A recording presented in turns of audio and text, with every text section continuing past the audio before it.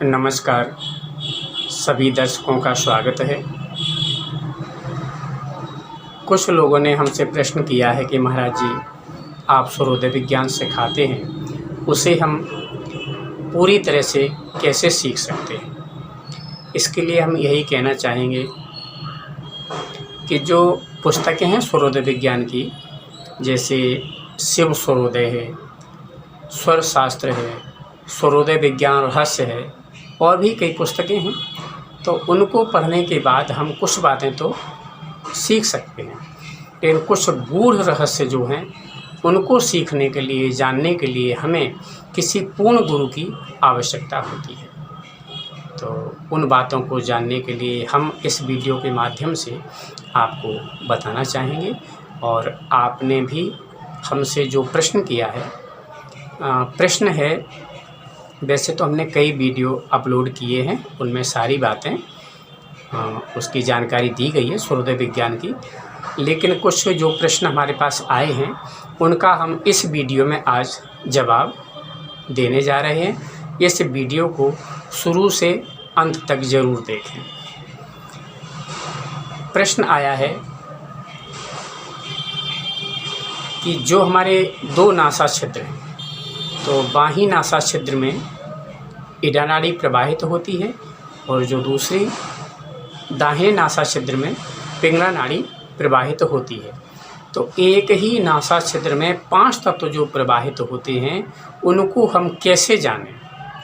उनके वैसे 8 प्रकार हैं जानने के, लेकिन उनको जानने में थोड़ी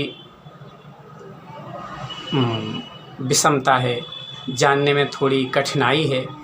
इसलिए हम एकदम सीधा सरल तरीका आपको बता रहे हैं कि जैसे अपन गिलास लें पानी का भरा हुआ और उसमें ऐसे मुंह से लगाएं गिलास, और फिर उसमें ऐसे दोनों नासिकाओं से हवा नीचे फूंकें, बाहर निकालें, तो उसमें आसानी से पता चलता है।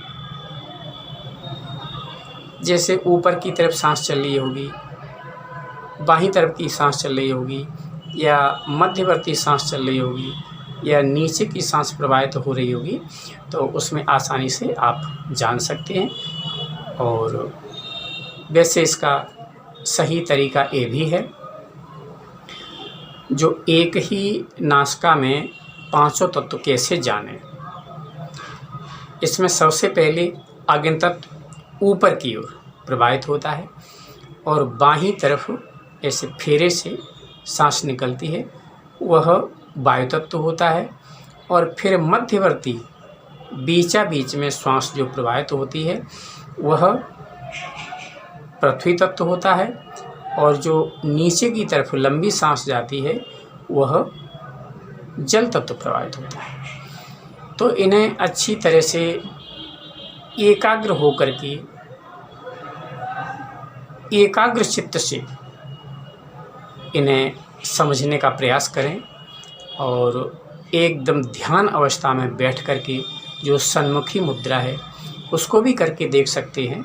5-6 महीने में करीबन, या 1 वर्ष में, उनसे भी अपने तत्वों का पता चलता है। और ऐसी जानकारी और भी कुछ जानना हो तो आप पूछ सकते हैं, और इसमें दोबारा से फिर सुने ध्यान से कि इन 5 तत्वों को एक ही नाक में, या बाहीं हो या दाहिनी हो, तो उसमें कैसे जानें। सबसे पहले अग्नि तत्व ऊपर की ओर चलेगा, वो मात्र 4 अंगुल उसका प्रवाह होता है। और दूसरी नंबर पे चलेगा वायु तत्व, तो वायु तत्व मात्र 8 अंगुल प्रवाहित होता है, उसकी दूरी ऐसे देख सकते हैं। और फिर जो नासिका छिद्र में बीचा बीच में जो श्वास प्रवाहित होती है वह 12 अंगुल चलेगी, 12 अंगुल दूरी तक उसका प्रवाह होगा। और आखिरी में जो चौथे नंबर पे चलेगी तो वह 16 अंगुल तक प्रवाह उसका होगा, वह जल तत्व होगा। फिर आखिरी में चलती है, उसे सुषुम्ना कहते हैं। या आकाश तत्व कहते हैं। तो आकाश तत्व दोनों में मिश्रित चलता है। जैसे इसमें इड़ा चलती है, इसमें पिंगला चलती है और बीचा बीच में सुषुम्ना नाड़ी कही जाती है। तो जब 5वें नंबर पे जो सांस प्रवाहित होती है उसे आकाश तत्व कहते हैं, जो दोनों में मिश्रित रूप से प्रवाहित होती है। तो इसे अपने एकांत चित्त से इसे जितना आप प्रयास करेंगे, जितना समझेंगे, उतना आप इसको सीखते जाएंगे, समझते जाएंगे। हमारा बताने का प्रयास है और आप इसे पूरी तरह से समझने का प्रयास करें, गहराई से, एकांत में और एकदम एकाग्र चित्त होकर के जितना आप इसका ध्यान करेंगे, जितना इसको समझने का प्रयास करेंगे। पुस्तक भी यदि आपके पास है तो उसमें भी पढ़ें, फिर इसको एकाग्र चित्त होकर के एकांत में फिर इसका ध्यान करें, फिर इसको सूक्ष्म बारीकी रूप से इसे प्रतिदिन अभ्यास करें। धीरे धीरे एक दिन ये होगा कि आपको बिल्कुल इन चीज़ों का अभ्यास हो जाएगा, 5 तत्वों का अभ्यास होने लगेगा, समझ में आने लगेगा कि हमारा कौन सा तत्व चल रहा है, अग्नि चल रहा है, वायु चल रहा है, या पृथ्वी चल रहा है, या जल तत्व चल रहा है। एक ही नासा छिद्र में 5 तत्वों को, 4 तत्वों को समझने का प्रयास, चाहे वो बाहीं नाड़ी चलती हो या दाहिनी नाड़ी चलती हो। एक ही छिद्र में 5 तत्वों को समझ जाएंगे तब आप बहुत कुछ समझ जाएंगे। इसका समझने का प्रयास करें। और भी जो आपका कोई प्रश्न हो कभी भी आप पूछ सकते हैं और हम पूरा प्रयास करेंगे बताने का।